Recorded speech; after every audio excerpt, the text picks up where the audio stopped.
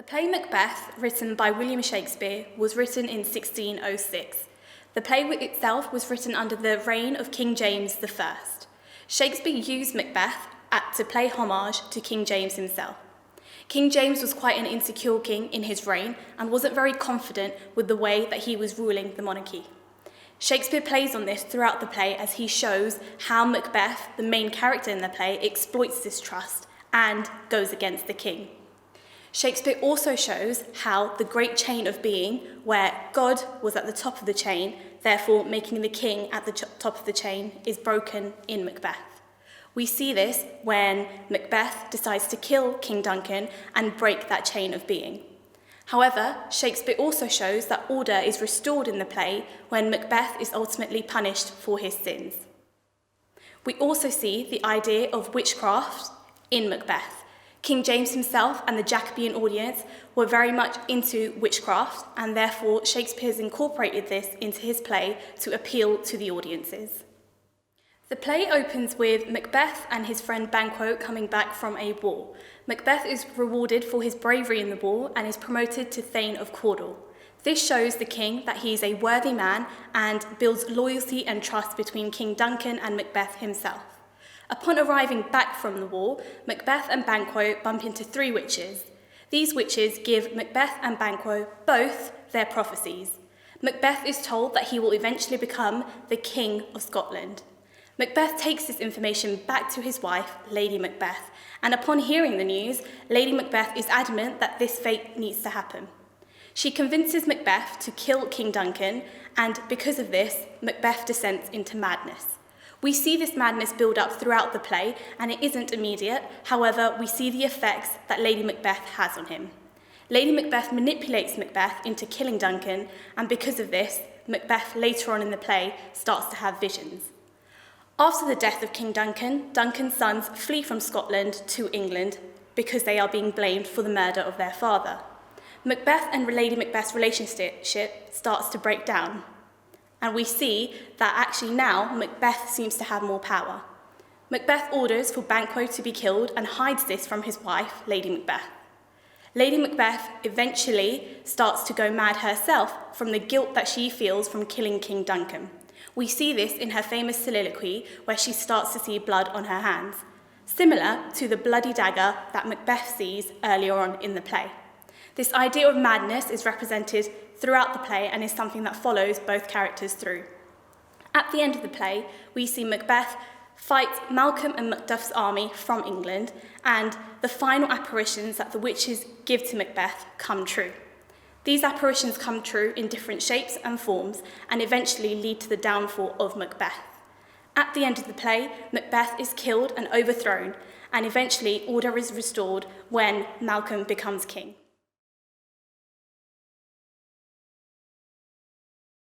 The play Macbeth is titled after the protagonist Macbeth himself. The play, at the beginning, Macbeth is shown to be a very strong character coming back from war and showing everyone how brave he is. It is because of this bravery that he is promoted and rewarded the Thane of Cawdor title. As soon as Macbeth receives his predictions from the three witches, we start to see him become a bit overconfident. This overconfidence is what eventually leads to his downfall. We also see a guilty side to Macbeth, where when he kills King Duncan, he actually starts to see the bloody daggers. These daggers are symbolic of the guilt that he feels for betraying his friend and someone that trusted him. Lady Macbeth, however, manipulates Macbeth, showing that actually he is the weaker in the couple and the relationship. Here we see that Macbeth is defying the Jacobean gender expectations, whereby he is acting more feminine than his partner. Macbeth's hamartia is what eventually leads to his downfall, as his ambition becomes too much. He does anything and kills anyone that comes in his way in order to maintain his position of power. His hubris towards the end of the play reaches an extensive height, which means that ultimately Macbeth is killed and the rightful owner is given back the throne. Another main character that we see in the play is Lady Macbeth. Now, at the beginning of the play, Lady Macbeth is definitely the stronger out of the two. She manipulates Macbeth to kill Duncan and actually gives him no choice. Lady Macbeth questions Macbeth's masculinity and in fact calls him not a man because he won't kill the king. This shows the extent of her masculinity and how much she tries to hide her femininity. This is also shown in her soliloquy, where she speaks to the spirits and the supernatural, asking to be unsexed. This shows how much Lady Macbeth defies the Jacobean gender norms, as she would love to be a man and does not want anything to do with women. Lady Macbeth, however, towards the end of the play, starts to descend into her own madness. We see that the guilt eventually catches up to her in her famous soliloquy, where she starts to speak to her hands. The doctors and the people around her can't seem to find out what is wrong, and Lady Macbeth eventually kills herself.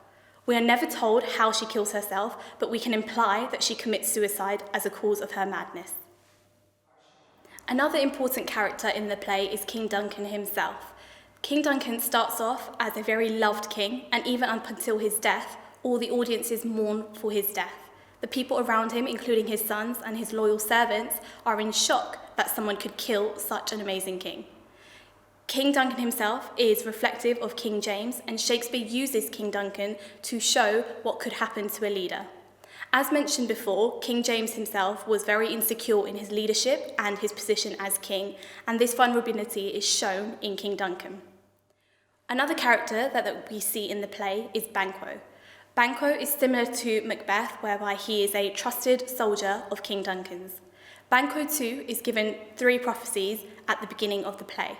However, Banquo does not believe in the supernatural, and it is this disbelief that actually allows him to not let those prophecies get to him. Banquo chooses to ignore the prophecies, however, Macbeth still decides to kill him. At this point in the play, we see Banquo killed in vain, and as the audience, we really feel sorry and sympathetic towards him. Banquo's ghost later comes to haunt Macbeth to show someone who's been killed in vain, but also to show the audience the extent of Macbeth's guilt. Last but not least, we have the 3 witches. The 3 witches are used by Shakespeare to incorporate ideas of what the Jacobean society felt about witchcraft. King James himself was against witchcraft, and he believed that anyone who followed it would have negative consequences on their life. We see Macbeth and Banquo at the beginning of the play given their prophecies. Macbeth is told that he will be Thane of Cawdor, Thane of Glamis, and king hereafter, whereas Banquo is told his descendants will be kings. Where Macbeth chooses to follow these prophecies and act on them, Banquo doesn't. Macbeth eventually ends up dying and has no positive outcome, whereas despite Banquo's death, he still has his children become kings hereafter. This means that the witches are tricking both characters, but also act as a warning of those who choose to follow witchcraft in the Jacobean society. Towards the end of the play, the witches again appear and use their words to try and trick Macbeth. They tell Macbeth that he will be safe until Birnam Wood moves to Dunsinane Hill, and until no man born of woman shall harm Macbeth, and last but not least, to beware of Macduff. Now, Macbeth and his hamasha grow so much that he chooses not to believe the witches and carry on acting how he does. Because of his disbelief, and also because of what the Jacobean audience think about witchcraft, it shows the negative influences that they can have.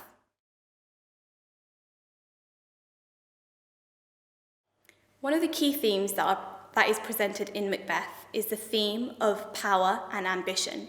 We see these 2 things go hand in hand. With the character of Macbeth, his ambition leads to his downfall at the end, as he is excessive over what he wants and who comes in, and he does not care about who comes in his way. We also see his power shown in the relationship he has with Lady Macbeth. At the beginning of the play, Lady Macbeth is shown to be more powerful than Macbeth. However, as the play progresses, we see this power shift and Macbeth starting to hide things from Lady Macbeth, showing the change in the power dynamics. Another theme that is also present in the play is the theme of fate versus free will. We see this through the character of the witches. The witches themselves are using fate to try and trick the characters, as we see with Macbeth and Banquo. However, the characters' free will and their choice to act on their fate is down to them, and eventually Macbeth's choice to act on his leads to his downfall, whereas Banquo's doesn't. We also see the theme of gender and masculinity present quite heavily in Macbeth. Where at the beginning of the play, Lady Macbeth is deemed the more masculine character, this slowly breaks down towards the end of the play, and actually the gender roles are reversed back to what the Jacobean audience would consider normal. Lady Macbeth's overconfidence and her masculinity in her soliloquy show that that's not what women in the Jacobean era were expected to be like, and the effects of what would happen to a woman who decided to be like that. Macbeth himself, despite at the beginning of the play being very strong and masculine coming back from war, this soon breaks down after he kills King Duncan, and we see a more weaker side to his personality. However, Macbeth, through murdering more people, discovers his masculine side, and actually, towards the end of the play, he is deemed as quite a masculine character for the violent acts that he carries out. Furthermore, we have the theme of appearance versus reality. The apparitions themselves that the witches deliver to Macbeth are an example of how appearance versus reality plays out in the play. Where Macbeth thinks that he is safe, the witches and we as the audience know that he isn't, being a tragedy play. We also see appearance versus reality when the dagger scene appears in Macbeth. As the audience, we know that the dagger is not there, but Macbeth seems to think that it is. This is not only a sign for his guilt, but also a sign for the audience to see what exactly is happening in the play. The final theme that we are shown throughout the play is the theme of the supernatural. We are shown this right from the beginning of the play up until the end. King James himself did not believe in the supernatural, and anyone who did, he thought was a threat. Therefore, believing in the witches, but also things like the dagger scene and Banquo's ghost scene, showing such negative imagery and what it could do to a person, show the dangers of believing in the supernatural. As a result, King James believed, and Shakespeare wanted to show, that anyone who did believe in the supernatural would ultimately have a negative effect. This is shown through the character of Lady Macbeth, who speaks to the spirits in her soliloquy and is ultimately killed. We also see this in the character of Macbeth, who believes his prophecies and the apparitions, and because of which he also dies, therefore showing King James's belief to be true and the dangers of believing in the supernatural. A motif that we see recurring throughout the play is the motif of blood. We see this evidently in the dagger scene, where Macbeth is seeing a dagger in front of him that we as the audience know is not there. This not only shows his guilt, but it also shows the dangers of killing the king. We see the idea of blood being explored further when Lady Macbeth tells Macbeth, after killing King Duncan, that a little water clears us of this deed. This, however, is contrasted by later on Lady Macbeth that we see, who is scared of the blood and is actually screaming "out damn spot" to her hands to try and get rid of the blood and her guilt. The idea of blood symbolises guilt in both cases and for all characters in the play, but also could suggest the innocent being killed. Macbeth is structured in 5 acts. In Act 1, we see the build-up and introduction to many characters, and in Act 3 and 4, we see the tension really rising. This is done in order to keep the audience interested, but also to build up to the gradual deaths that we will see.